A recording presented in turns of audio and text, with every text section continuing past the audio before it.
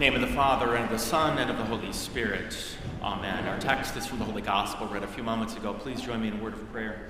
Heavenly Father, may the words of my mouth and the meditation of our hearts be acceptable in thy sight, O Lord, our rock and our Redeemer. Amen. Please be seated. A young couple went on their honeymoon, and it was a late evening. The wedding and all the stuff was finished. They went to their honeymoon suite. It was a beautiful room, and it had all the amenities. They realized, however, there was no bed there. They were like, this is kind of strange. And they were just tired, so they realized that the couch was a pull-out couch. So they thought, well, I don't know what the deal is here, but let's go to sleep. So they pulled the couch out, and they slept on one of those hide-a-bed mattresses, you know, the kind that you can't really sleep on, certainly not two people. And they had a horrible night. The next morning, the husband called the manager and he's like, what's the deal with this room that I spent so much money on? I thought I got a nice room, but there's no bed in here. The manager came up to the room and he said, sir, did you open the door? And he went over to the side door that they thought was one of those connector doors, to the other room, and he opened it up, and inside there was a beautiful master bedroom suite with a fruit basket, chocolates waiting for them on their pillow, and a beautiful king-size bed that they could have slept in. When I heard the story, I thought, that's exactly how a lot of us are in our relationships and marriages. Maybe you walked in here today and you slept on a couch last night. Maybe you slept in a hide-a-bed and things are uncomfortable at home in your relationships. You thought your marriage and family would be a happily ever after, but then things got messy.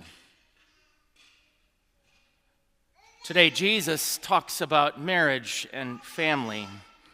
We know what a mess it can be. Instead of seeing marriage as a wonderful gift for the mutual benefit of husband and wife, many people today just see marriage as a piece of paper which they can take or leave. Divorce with increasing frequency today puts asunder what God has joined together, and now we have moved even beyond the, quote, traditional definition of marriage, of the union of one man and one woman, or become something of a definition of our own choosing. The results of this have been devastating. Our world is filled with broken and hurting people, broken and hurting families. Single parent households are becoming more and more the norm. And holidays, instead of being times of togetherness and love, have devolved oftentimes into tug-of-wars between families, extended families and step-families. The joke of marriage as the old ball and chain has unfortunately become a reality for many, with marriage being no gift but a burden, struggle, and imposition on my freedom. Many simply put marriage off altogether. How far we have fallen from Adam's wonderful aha when God first presented his bride Eve to him. It's a wonderful picture we heard in Genesis. Adam goes through all of the creation of God, but he is disappointed that there's no one for him until God forms for him a specially made wife. So that when Adam wakes from his sleep, he cries out in complete joy, Isha, at last. Someone for him. It is the same joy we see for newlyweds on their wedding day, and we see a glimpse of the gift of God that marriage was intended to be. So what happens?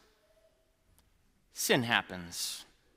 It doesn't take Adam and Eve long to have their first fight. Adam blaming Eve for eating the forbidden fruit and giving some to him. And you can be sure it wasn't the only fight they had in their 900 years of marriage. By the time of Moses, God has permitted but not desired divorce because of the hearts of his people had become so hard and calloused. And today, for many, marriage has become a take it or leave it thing, just another option in life, like whether you will get heated seats in your new car. And now even to its redefinition as something of a civil right, or whether or not we will allow anyone, regardless of sex, to marry. Yes, we've made a mess of marriage, but the answer is not to go the way of the law. That was the way of the Pharisees, asking Jesus, is it lawful for a man to divorce his wife? No, the law cannot give us the reformation we need. It cannot fix our problems. In fact, according to St. Paul, the law only makes things worse, not only exposing our sin, but even arousing our sinful passion in us. No, laws won't fix marriage, or for that matter, any other of the problems that are plaguing our world today. Laws are good, but they cannot make us better, fix our problems, or give us the holiness that we need. We need a change of heart, a change from the inside out. Holiness is received but not achieved, and that is why Jesus brings the children up in the end of the gospel. It seems out of place here, doesn't it? Tacked onto the end of a reading about marriage and divorce and adultery, but it is there to show the way of God is the opposite of man, of our pharisaical desire to achieve our own holiness. For the children brought nothing to Jesus. They weren't there to test him or to get anything from him, only to receive his good and perfect gifts, his blessing and love. It is the very thing that Jesus came to do and delighted in doing. Yes, Jesus delighted in children, just as Adam delighted in his bride, and his bride in him. For in these children brought to Jesus, we see a picture of the marriage of Christ and his bride, the church. And it is in holy baptism where Jesus takes us as his own, vows to love us and give his life to us, where we become one flesh with him. And to rebuke the children coming to Jesus and to try to prevent them from coming would be to put asunder what God has joined together, not because they achieved it, because only they received it. Because their bridegroom delights in them, because they are holy through the forgiveness of their sins. And so for you and me, if we seek holiness through what we do, if we seek holiness through our performance of our good deeds and our avoidance of bad deeds, then our lives and our relationships with Jesus will end up tattered, torn, and broken.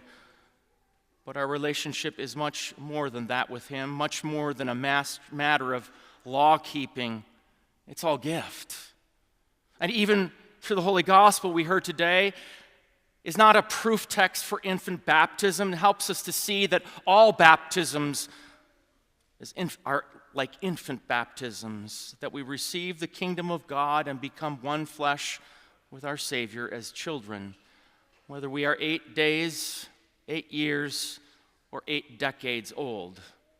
And that each baptism is not only for the forgiveness of sins and the promise of eternal life, but our Savior's his delight in us, receiving us as the love of a husband and a wife on a marriage day, receiving us as his bride and giving us all that he has.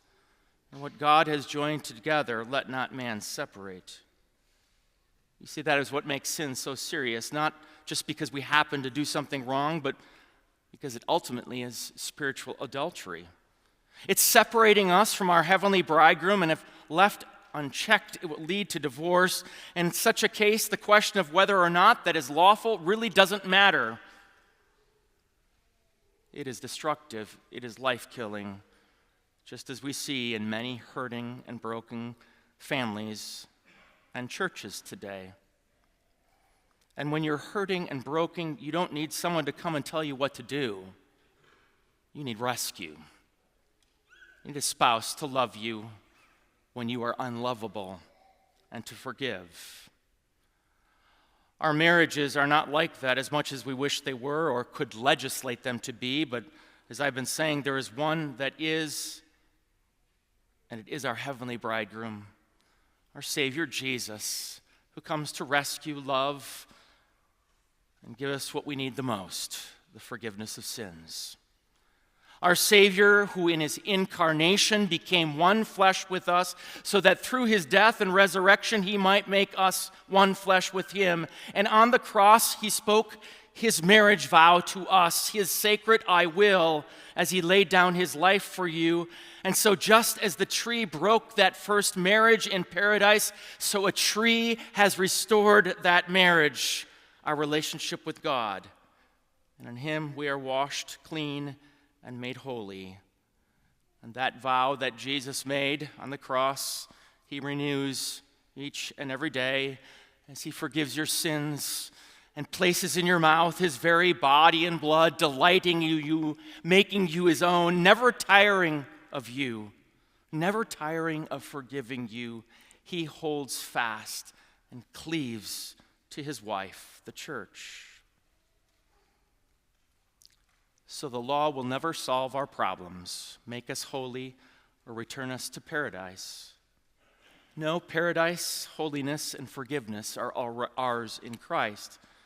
We now live the life we have received as brides in the arm of our bridegroom, as children in the arms of our Savior. And with such a perfect bridegroom, we live not in fear, but in confidence, knowing that what God has joined together, let no one put asunder. Going back to that couple, as I started with, the door is open, and it's a beautiful feast for you. In the name of the Father, and of the Son, and of the Holy Spirit. Amen. Now may the peace of God, which surpasses all understanding, guard your hearts and minds through faith to Christ Jesus, to life everlasting. Amen.